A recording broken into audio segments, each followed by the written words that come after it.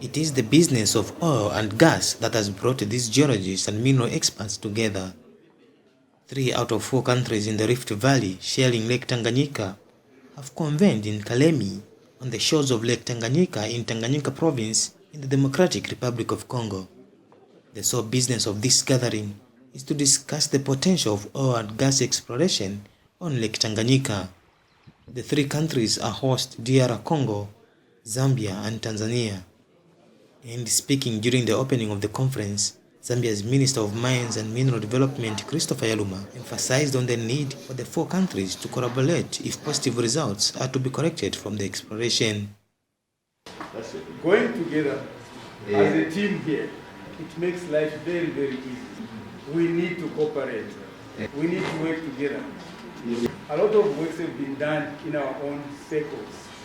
We need to bring this data et on va amener ça ensemble pour le mettre et le faire ensemble. To the experts who help us develop now something bigger for us.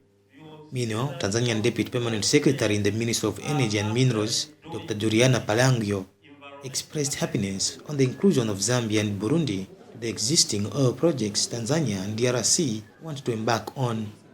Tanzania and DRC have long-term historical cooperation when it comes to engagement in exploration for oil and gas in Lake Tanganyika.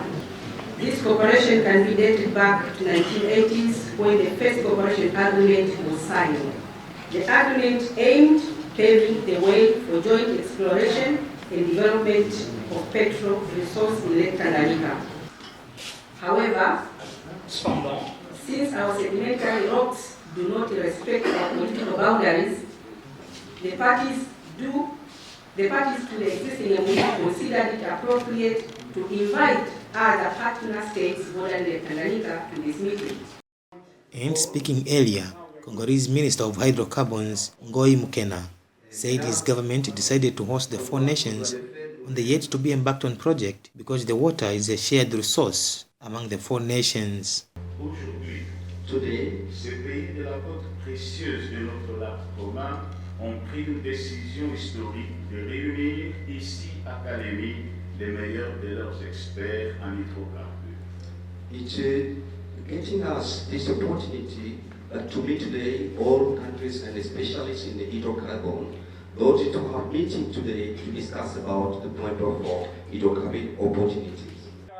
Zambia has so far issued out oil exploration licenses to 12 oil companies which are currently conducting environmental impact assessments.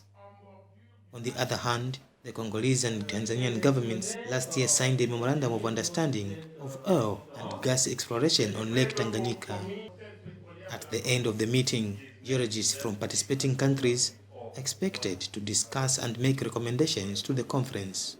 Macpherson Mukuka, ZNBC News, Tanganyika Province in Democratic Republic of Congo.